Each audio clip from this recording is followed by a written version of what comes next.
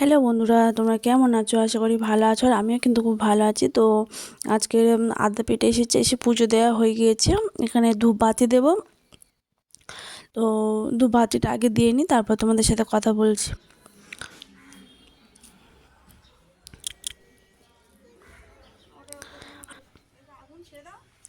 আমরা যখন এই মন্দিরের মধ্যে ঢুকি না, তখন এদিকে যে মন্দিরগুলো আছে এখানে অনেক ঠাকুর রয়েছে। হ্যাঁ, তারপরে বলছে যে আমরা যখন মন্দিরের মধ্যে ঢুকি তখন একটা লোক বলে দিয়েছে যে এখন মন্দির খুলবে না, 4টে 4:30 সময় মন্দিরের মেন মন্দির যে এখানে আছে, যে মেন মন্দিরের দরজাটা খুলে দেবে। তো এদিকটা তোমাদের দেখিয়েছিলাম আগে একটু। তো ওখানে অনেকগুলো ঠাকুর রয়েছে, ওখানে তোমরা পুজো দিয়ে দিতে পারো। তো সঙ্গে সঙ্গে আমার বর প্রসাদ কিনে নিয়ে এসে ওখানে পুজো দিয়েছি। আর তখন ওখানে তো ভিডিওটা করা হয়নি, ওখানে ফোন অ্যালাউ ছিল না, সেই জন্য বাইরে থেকে ভিডিওটা করে দিচ্ছে আমার দিদি। আর আমি হাঁটতে হাঁটতে কোথায় যাচ্ছি বলো তো? সামনের দিকে যে একটা ওই দূরে দেখতে পাচ্ছ যে একটা শিব মন্দির রয়েছে এখানে। তো এখানে একটুখানি শিব মন্দিরটা দেখে চলে যাব। তো যাই হোক, শিব মন্দিরেও কেমন ভিডিও করে দিচ্ছে আমার দিদি। তো একটা লোক মানা করছিল যে এখানে ফোন এলাও না, এখানে না কোনো জায়গাও ফোন এলাও না। আর এই জায়গাটা যে যা মানসিক করে এখানে পুজো দিয়ে যায়। আর তার নামে ওই টাকা পয়সা যা জানি না ঠিকঠাক, এটা বেঁধে দিয়ে দেয়। আর তো এখানে এসে একটুখানি দাঁড়িয়েছি ছবি তুলে দেওয়ার জন্য। তো ছবি তো তুলে দিয়েছে আমার বর। আর তারপরে আমরা গাড়িতে উঠে পড়েছি। উঠে আরেকটা জায়গায় যাব আমরা। তো কোথায় বলো তো? বেলুড় মঠে। তো আর বেশি বাকি নেই। তো এই বালিঘাট বলে একটা জায়গা আছে, তো এখান দিয়েই যাচ্ছি আমরা। তো চলে এসেছি।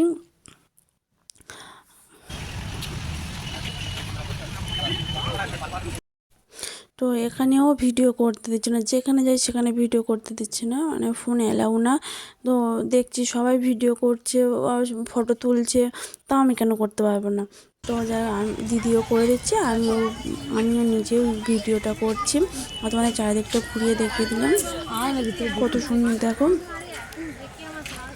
বিকেল হয়ে এসেছে যে খুব সুন্দর লাগে। আর এদিকে দেখো আমার ছেলে বসে আছে রাগ করে, বাবার কোলে উঠবে বলে।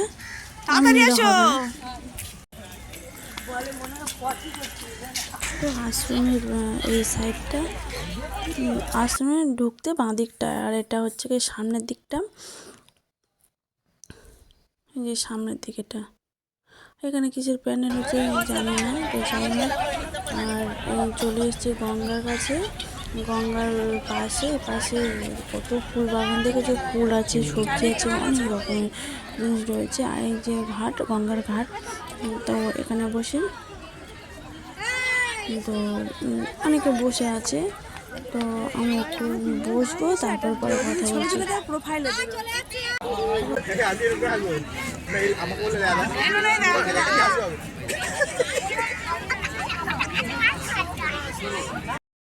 তো গঙ্গা ঘাটে একটু নামছি, একটু পা ধুয়ে নেবো। হ্যাঁ, তো প্রথমে ভেবেছিলাম যে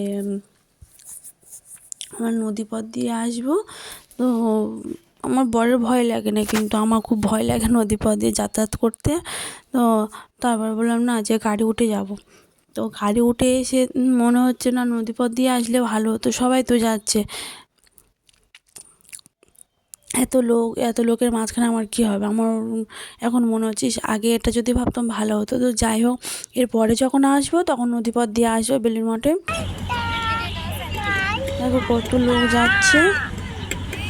আমার ভয় লাগে আবার। গঙ্গার ঘাট থেকে ফিরে চলে এসেছি। আর তোমাদের সামনের দিকটা দেখিয়ে দিচ্ছি। এই যে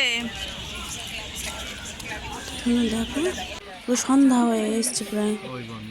হ্যাঁ, এটা হচ্ছে গিয়ে রামকৃষ্ণ সংগ্রহ মন্দির। তো হাতে বেশি সময় ছিল না, দেখতে পাচ্ছ গেট বন্ধ করে দিয়েছে এর একটু আগে, মানে 15 মিনিট আগে আমরা ঢুকেছিলাম 5 টাকা 10 টাকা টিকিট কেটে।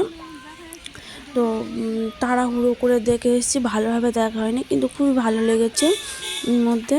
তো যাই হোক, গাড়িতে আমরা উঠে পড়েছি, এবারে বাড়ির দিকে চলে যাব। আর তো বাড়িতে গিয়ে দেখা হচ্ছে। তো ফাইনালি বাড়িতে চলে এসেছি। ফোন পড়ে যাবে, হাত দিও না, হাত দিও। তুমি ওখানে খেলো, ব্যাট বলটা নিয়ে খেলো, যাও ওখানে ব্যাট বলটা নিয়ে খেলো। তো দেখো বিছানার কি অবস্থা হয়েছে। তো সারাদিন বাড়িতে কেউ ছিল না, দিদির শাশুড়ি একা বাড়িতে ছিল। তো ঝটপট করে জামা কাপড়গুলো ভাঁজ করে নিয়ে নিই। আর এদিকে আমার ছেলে দেখো কী করছে, শুয়ে যতবার জামা কাপড়গুলো ভাঁজ করি ততবার অগোছালো করে দিচ্ছে। তো আজকে বেলুড় মঠ আর আদ্যাপীঠের ভিডিওটা তোমাদের কেমন লাগলো কমেন্টস করে জানাবে। তো আমার তো খুবই ভালো লেগেছে। তো আজকের মতন টাটা, সবাই ভালো থেকো, সুস্থ থেকো, দেখা হচ্ছে পরে ব্লগে।